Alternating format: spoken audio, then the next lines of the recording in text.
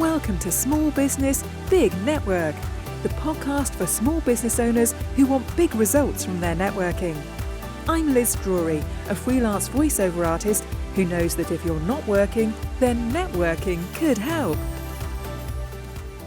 Julian Bright of Bright Insight Ltd has been using networking to promote his businesses for a number of years, and he has some very inventive ways of making his business stand out at large networking meetings, as you'll hear in this interview. My guest on the podcast today is Julian Bright from Bright Insight Ltd. Good morning, Julian. Good morning, Liz. How are you this morning? Snowy. It's cold here this morning. Julian, it's great to have you here. Thank you. I'd like to ask you first about the businesses that you run, because I know that you do more than one thing, don't you? Yeah, I do a number of things. My core business, Bright Insight Limited, really is an estate planning business. So what does that mean, estate planning? That means helping people make sure that the stuff that they own goes to the people that they love, not the people that they don't love, through writing wills and trusts and powers of attorney and funeral plans. So that's my main core business, if you like. And then I dabble in various other things, but the main other dabble, if you like, is I'm part of an organisation called MONAT, which is the world's quickest growing hair care company. Now, those are two very different things. So how are you using networking to promote your businesses, and do you use it to promote both businesses? Yes, I use networking to promote both businesses. In my estate planning business, Bright Insight Limited, networking is responsible for now between about 60 and 70% of my turnover. Wow. So that is a big chunk, and why I invest quite heavily in it. The other business, the hair business, is more of a split between networking and social media, really, to drive and to generate it. Yeah. Now, I've heard you on a number of networking meetings, Yeah. and you generally talk about wills. Do you think it's useful just to concentrate on one thing per meeting? Yeah, I think it is. With my main networking is done through BNI, Business Network International, and within that group, one of the policies across the world is that you can only represent one business. So in there, it's an easy decision. So that is my core business. That's my full-time business, wills and trusts, all of that sort of stuff. So that's easy. The decision there is taken out of my hands. In some of the other networks that I'm part of or visit, I'm a little bit more flexible, and it changes as the needs dictate, as the audience dictate, and as my mood dictates, to be honest. Yeah, and I think when you build up a bit of a, I'm trying to not make myself sound like an arrogant, ego-driven type person here, but when you build up a bit of a following, I think in networks you're selling yourself, Mm.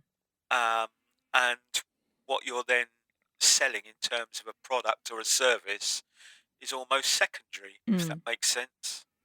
Do you think then you need to get to be known and liked within a network before you start talking about different things? Is it perhaps confusing if you talk about wills and hair care when you've gone to a networking meeting for the first time?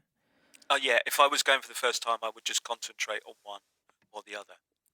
Now, you said that you're a member of BNI, and I know that BNI require you to go to meetings every week. Do you find it very beneficial to be talking to the same group of people week in, week out? On the other hand, I've met you at other networking meetings, so I know you do other things as well. So I just wonder what the benefit was of going to a meeting all the time and trying different things as well.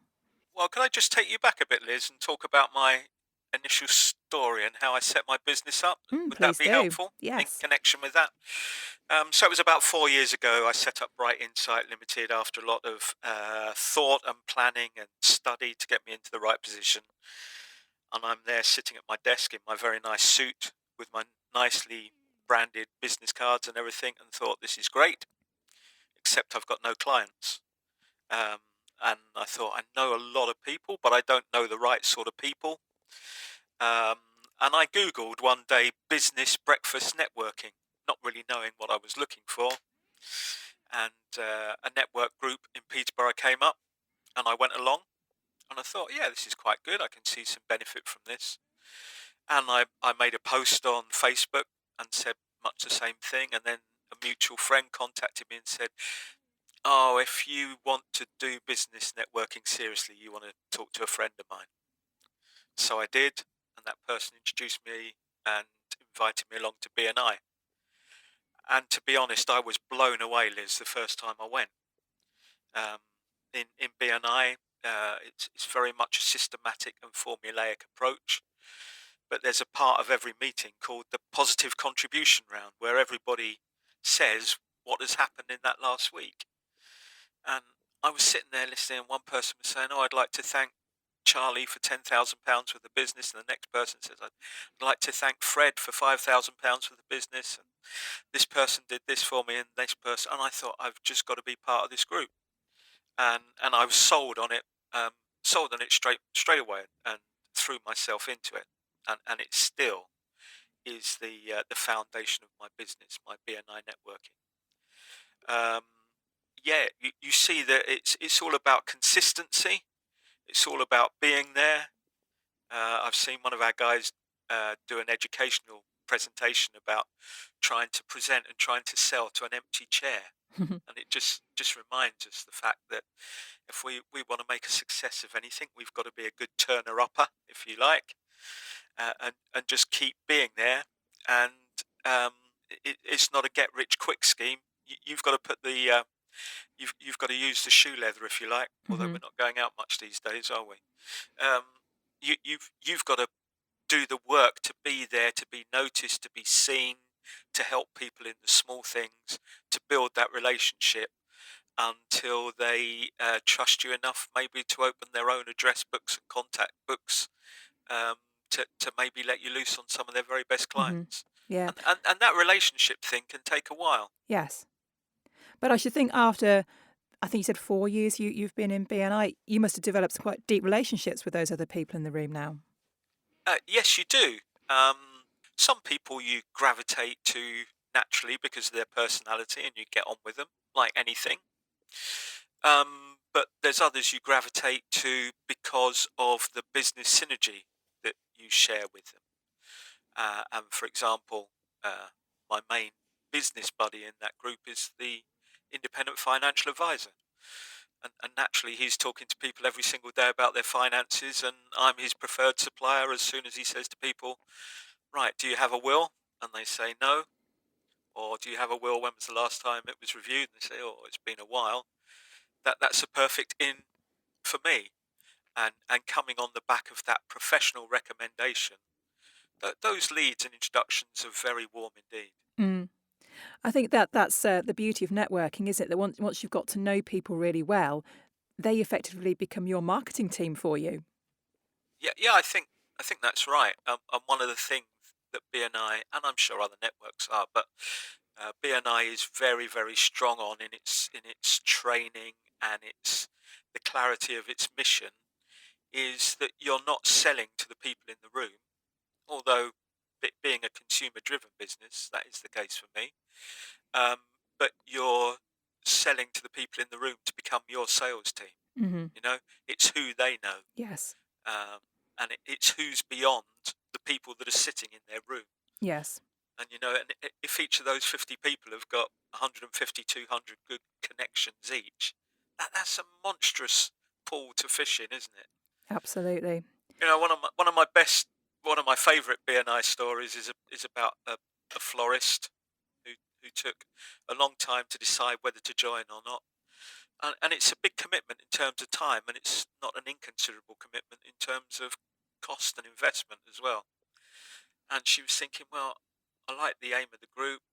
I like the people that are involved. I'm not sure how I can make any money from this by selling the odd bunch and bouquet of flowers. But she did. She was a good turner up. She kept helping people, you know, on Mother's Day, on Valentine's Day, when people had forgotten their spouse's wedding anniversaries and things like that. And she was chugging along with her £25, £30 bouquets.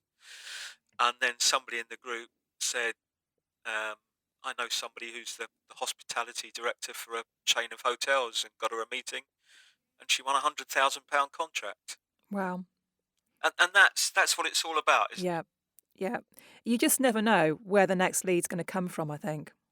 it? Exactly. And um, having spent most of my career in commercial, biggish organisations, when you move into the area of self-employed and SME businesses, you just realise such a difference in culture. Hmm. You know, if you're in a corporate environment, the guy who's sitting at the next desk to you is potentially competing with you for the next promotion. He's he's potentially competing with you for favour with the boss and the next pay rise, and sometimes it can be a bit cutthroat. Hmm. Whereas when you move into that area of self-employed and small business owners and small entrepreneurs, people are just wanting to help and collaborate. And I find that and try my best to be that sort of person as well. Yeah. I think that's the best way to go about networking is to go in there with a view of being helpful to other people. Absolutely. And be faithful in the small things. And, you know, as a net result of those, some of the big things will come your way as well. Yeah. So obviously, there's a clear benefit to being a member of a group that's there's the same people meeting week in, week out. How about trying other different kinds of networking? I know I've seen you at Talk Networking, for example. So you obviously think there's benefit to trying different things as well. Yeah, Liz, I think over the 4 years, I've been to practically every business network in and around Peterborough, um, and a little bit further beyond. Um, some of those groups I've found have been good for a season. Some of them I've got on with really well. Some of them they're not the right sort of mix of people for me, and you only know by going along. Yes. You can't dismiss anything until you've tried it, and you don't know what golden nugget is just round the corner, Yeah. and is just waiting for you.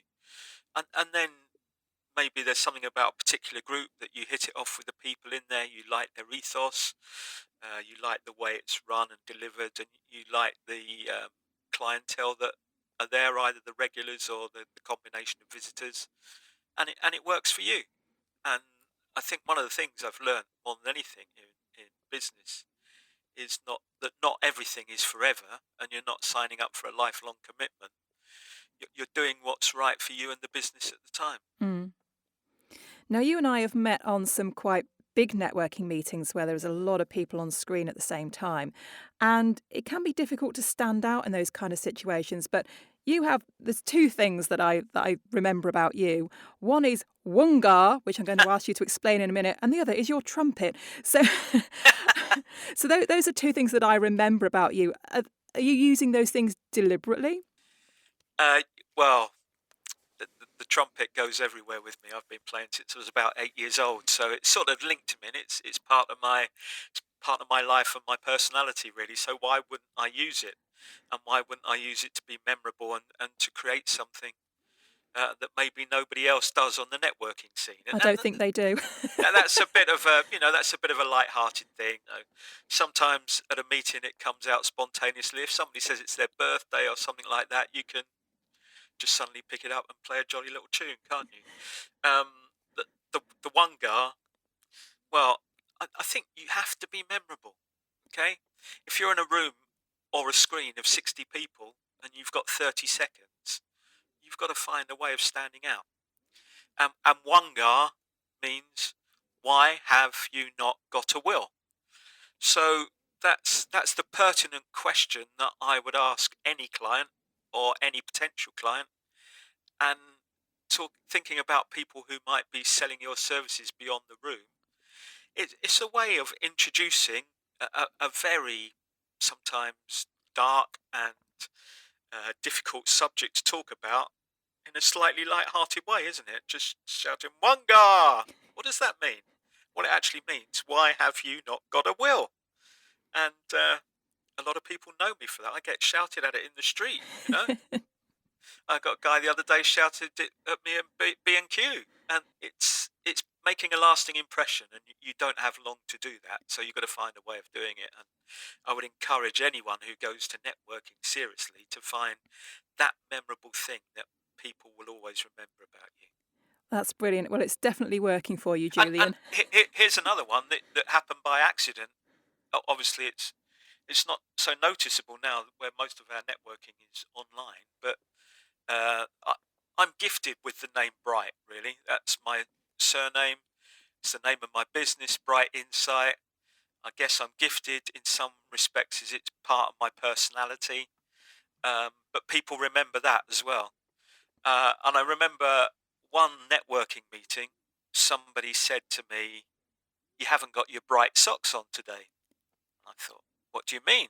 I looked down at my socks and I had this really dull pair of dark navy socks on that didn't really say anything. They said, "You haven't got your bright socks on. You always wear bright socks. It's obviously part of your business branding." And I thought, "Well, no, it's not, but it is from today." Yes, it is And then now. everybody sees your bright socks, and it just connects, isn't it? And some of these things are by design, and some of them are by accident. And what you have to do is when you discover them or stumble across them by accident, is develop them and use them for all they're worth. Absolutely. Well, it's definitely working for you, Julian, because you stand out in every meeting that I've been to, and I should always think WHUNGAW whenever I see you. Thank you. Thank you. Thanks for listening to Small Business, Big Network. If you found this podcast useful, please do rate, review and subscribe. And don't forget to share it with the rest of your network too.